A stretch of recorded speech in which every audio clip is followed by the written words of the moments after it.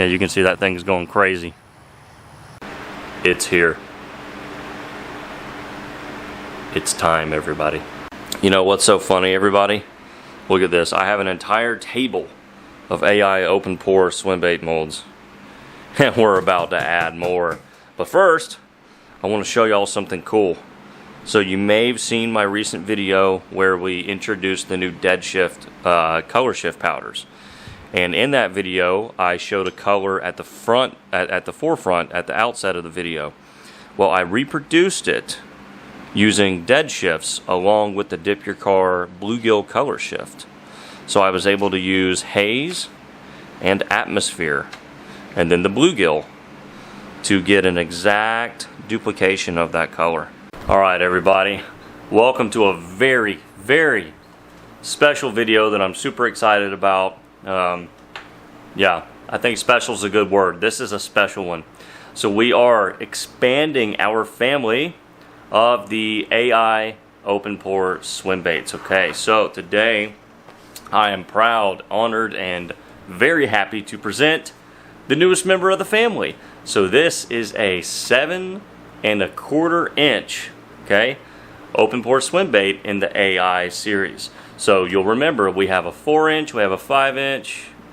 Well, I can't do this with one hand. We have a 6 inch, and instead of going up to just 7, we went, or they went, a little over 7, okay? So, you know, just talking with Josh over many months, I think, you know, just trying to hit a happy medium.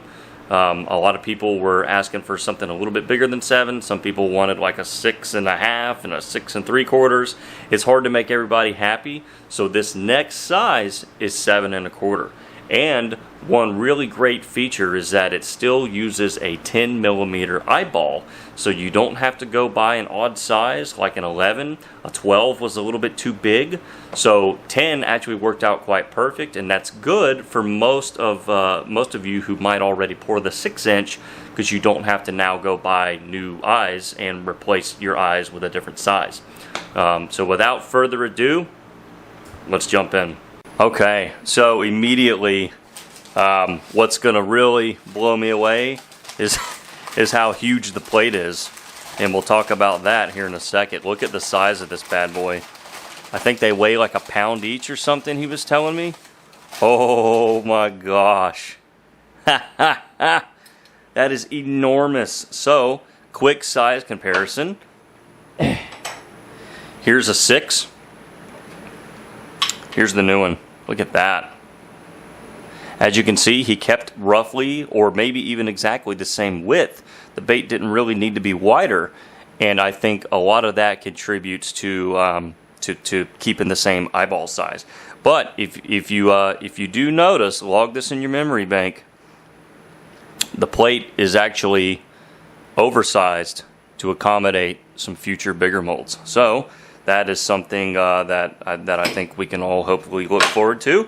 So let's open one up. Oh, shoot. And see what we have. Immediately, you're going to notice something about the hook slot insert. Look at this. 2 inserts in one. Right?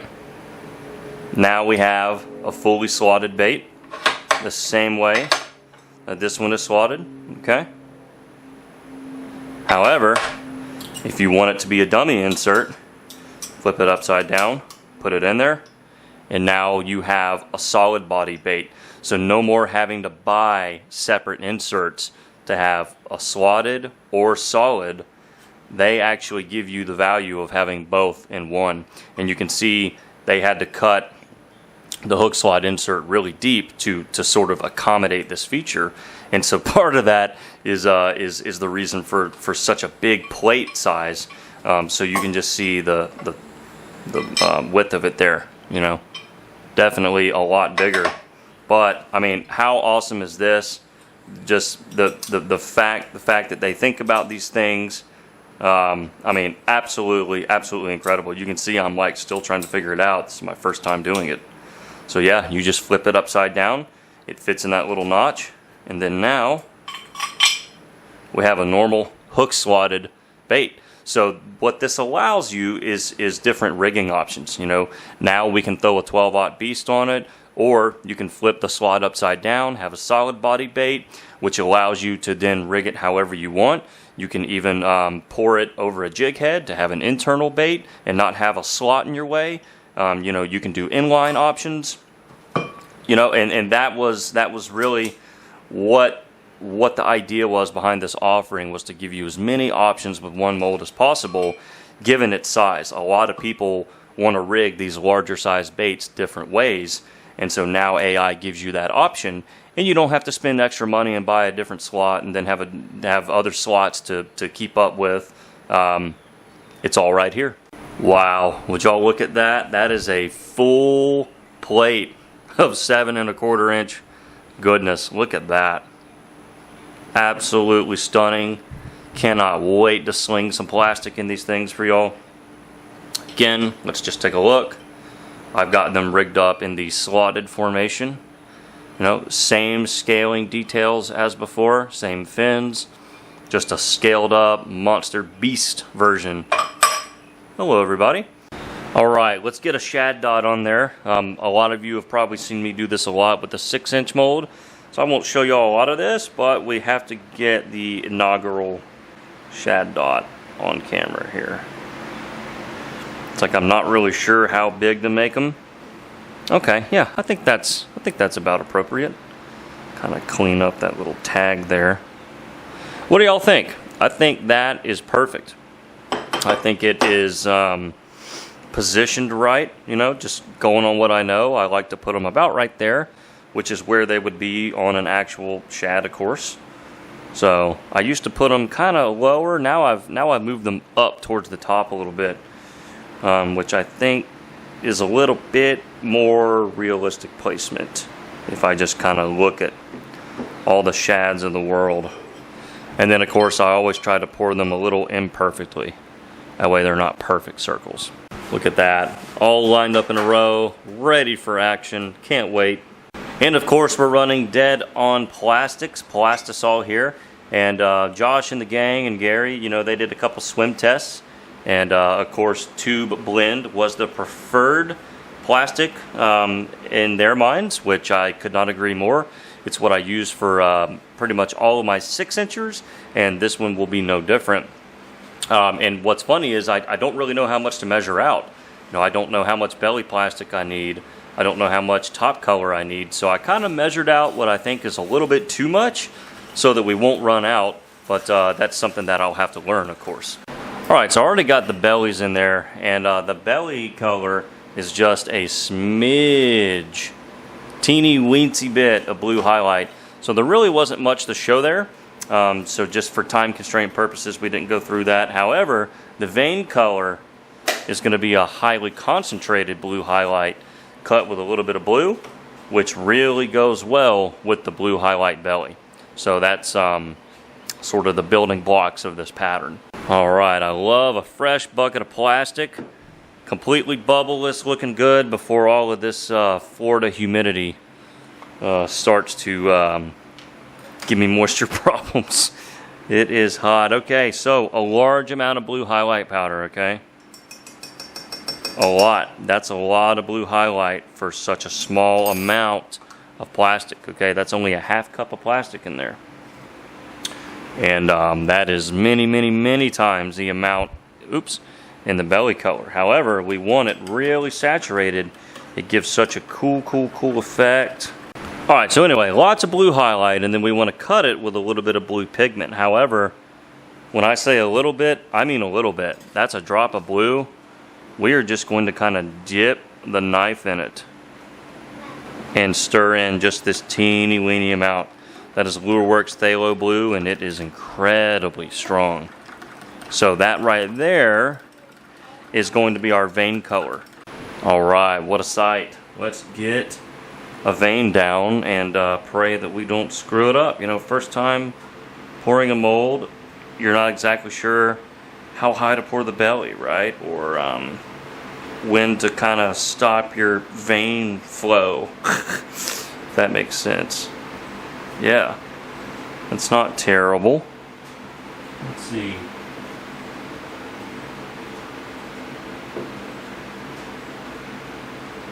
Yeah, I think that's okay. Let's, oh, there's a contaminant in the cup. Alright, let's try to get another one down. It's like I really want my first pour with the new mold to like really work out well. Silly as that is, I've done a lot of pouring, but I want this one to go really well. In fact, that first vein went a little too far up into the head, you can see there. So, you know, just practice makes perfect.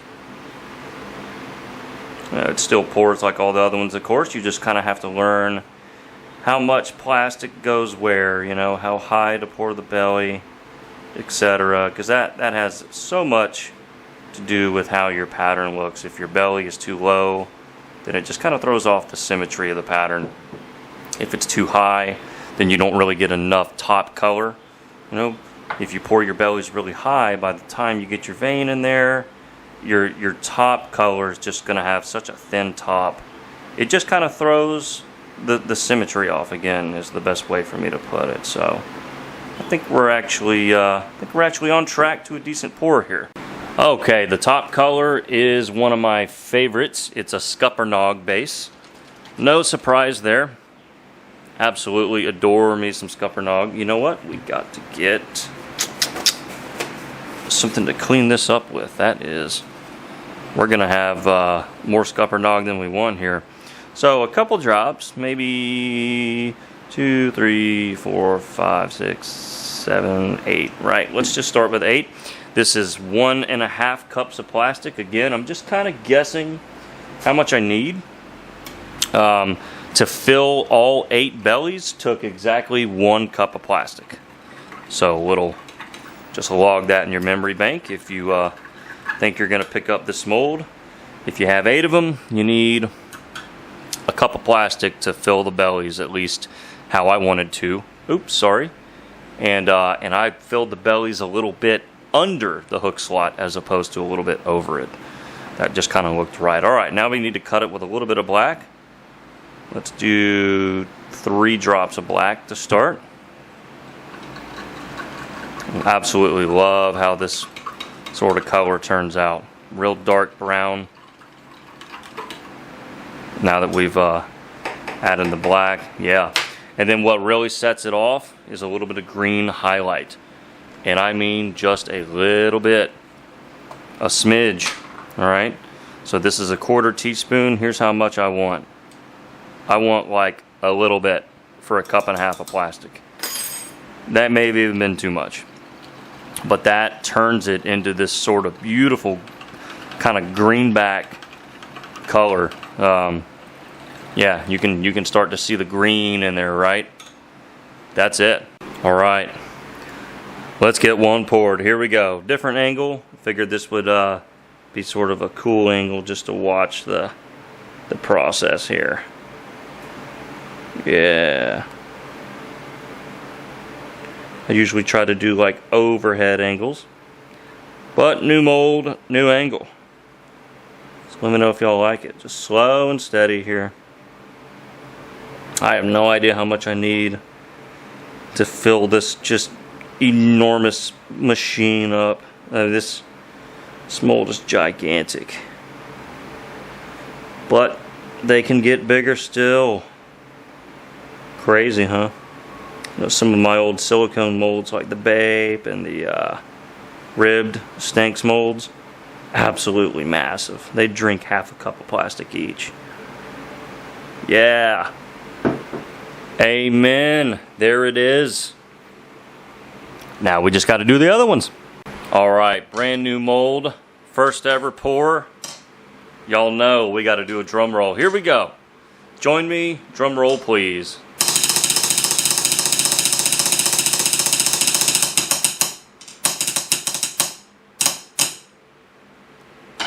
Gonna put some gloves on because I'm sure it's still pretty hot. Just a bigger plate takes a lot longer to cool down. So let's see what happens here. Okay, maybe not. Alright, pretty sure I got it loosened up. And yeah, here we go. Let's see if we can take it apart without ripping it. Okay. Oh, that was what we didn't want to do. All right. Yeah, sorry guys. It came out this way. Yeah. Look at that. There's why I like that blue highlight vein. Look at the effect. And it almost makes it like a hidden vein. From certain, basically from certain angles, you can't even tell that it's there. Yeah, there it is. A little bit of flash in the tail. One of my clamps is like really, really worn out. And I'll bet that was the side, because I had them clamped on both sides. And as you can see, that clamp is so weak, like it can't even stop an open pour from flashing, much less injection. So I have to be real careful. Yeah, awesome. Yep, I'm in love. I love how deep the scaling pattern is machined, right? They're bigger and they're cut a little deeper. So to me, they actually are a little bit more noticeable. They stand out more. I don't really know how to explain it. It's the same scaling pattern. It's not better or worse than what we had before, of course. You know, all the same quality standards apply. It's just bigger, I guess, because the mold is bigger. The detailing is also bigger and cut deeper. So it definitely gives it its own unique texture, I think, when compared to the other ones. And how about that for a first color? All right, look at that. These things are just beastly. My dad got to see one of these yesterday, and he was like, man, it's hefty and it weighs a lot. And I agree. This thing's a machine. So yeah, there they are. With some eyeballs on them. Those are fish skull ice. So yeah, beautiful, beautiful effect. Lots of natural sunlight coming in here today, so you can really see the colors. And yeah, that right there says it all. Welcome back. We've been busy. Let me show you what's coming up next. It's perch time, ladies and gentlemen. Yellow perch. So when I first kind of saw the sketches of this mold and like the first prototype molds and knew the dimensions, I immediately said, I've got to do a perch in it. Just something about having a mold this big. You know, I really, really was excited to do a perch. I just think it has a really great profile for a perch and a really great size. So here's sort of the blueprint of how we did this. Basically, we skin poured our black stripes first. We then outlined each black stripe with sort of like a watermelon green.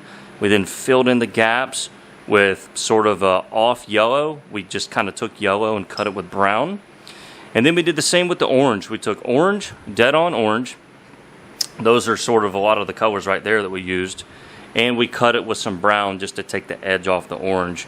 And so looking from the outside, once the mold is done, we'll have a nice, beautiful yellow perch pattern with sort of that orange belly. All right, would you look at that? So we originally were trying to pour 6 of these. The other 3 just didn't turn out as well as I wanted them to. So these are like the best 3. So still kind of learning the mold. And, you know, skin pouring is really tough. So often, you know, I'll pour a full set, but I may not get all of them to come out exactly like I want. And that's just kind of part of the skin pour game. So yeah, there's our yellow perch. What do y'all think? It's pretty beastly. Just the size and heft of it. And there again, you know, a really, really great natural perch color for yellow perch. And yeah, these 3 came out really, really good. Check that out. Very consistent in terms of placement of color, the size of the striping, the spacing of the striping, you know, the orange blend, everything. Super happy with these 3. So sorry. Obviously, I wish all 6 would have come out great like this, but that's the way it goes sometimes. Yeah, you can see the top view there is largely see-through. Just a charcoal black top and a white pearl belly. And then we went ahead and put on some Spectrum Jetson eyes right there. It's one of my favorite eyes. Oops. Yeah. And it just seems to really complement the yellow perch well. So, you know, basically the point of this was just to show how the mold displays more intricate patterns. Alright, so I've just poured some very, very vivid, bright chartreuse, right? For the swim test baits here, just to maximize visibility. And I got some cool World's Worst Fishing logo eyes there in them for some contrast. But anyway, I basically just kind of poured 2 of those just to have an extra. And then we have a size 12. This is the big one, the size 12 Owner Beast hook. So I think those will match up nice, and we'll try to get some footage of this thing in action in the water, see how it swims. And I'm sure it's going to be like casting a boulder. This thing is so heavy. So anyway, we'll see y'all whenever we can get to some water. Sneak peek at something that we just did in the new mold. So if those turn out good, you know, fingers crossed, we will show those to you at the end of the video. Right now, we're headed down to a local pond to try to get some action shots of the bait. Alright, we are down at this crazy pond that has all these water fountains, or whatever you even want to call those. And we're going to set the camera up here, and we'll have sort of a nice little lane to watch the bait swim back towards us, and then we'll go over to the dock and try to get some more overhead footage. Alright. Here we go. Why is that not in focus? There it is. Alright. We really want things in focus in the water, obviously. So we're just going to toss her on out and reel her on in. Yeah. Some nice wobble and kick there. Look at that. Really, really great head wobble. Oops. Let's kind of zoom in a little bit so that y'all can maybe get a little bit better angle there. Look at the wobble. Yes, sir. I'm loving it. Another cast. And this is with tube blend, and yeah, I'm snailing it right there. You know, you can always speed it up. Let's do a cast and speed up the retrieve a little bit. Yeah. Yeah, you can see that thing's going crazy. Ah! It's real weedy right here.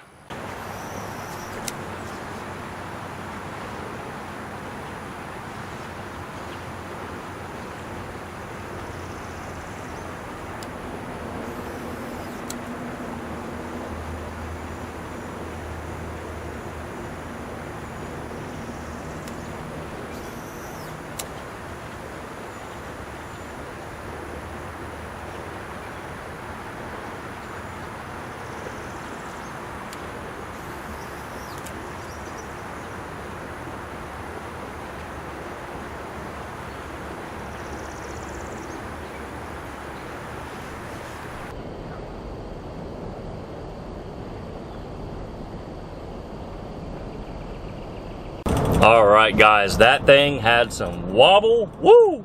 Absolutely dances in the water. And the tail kick is great, of course, as we'd expect from this line of swim bait molds. You know, it's so big, it has so much movement. You can really feel the wobble just coming up through your rod. And it reminds me of the 7-inch bait mold from Stanks, which is an absolute just massive thick bait. This one's a lot more slender, but the way that it just throws that wobble really reminds me of that. So awesome action even at slow speeds. You know, tube blend, you know, is a pretty firm blend, but it's perfect for that. I think you could actually get away with saltwater blend and still get incredible movement and get that extra durability if you're going after toothy critters. So yeah, I'm excited. New mold, 109 bucks. Go check it out. It's going to take your swim bait game to the next level. I know I'm excited to play with it. Great job to the team at AI, and you know, thanks to them, of course, for allowing me to release this, or to help release it. And now let's go see if those other ones turned out. Yeah, how about that one? Some foiled bluegill, some orange throat foiled bluegill. So we basically laid down, whew, still hot. We basically laid down a capsule and then just kind of rubbed some foil in there, and then we just kind of hand poured in this sort of green and black and orange, and oops, topped them off. Just another awesome thing that you can do with a great mold. Check that out. Heck yeah, guys. Hope y'all enjoyed the video. Awesome new mold to take your bait making to the next level. Go check them out. Angling AI molds. And of course, always, we fill them up with dead-on plastic. See you guys in the next video.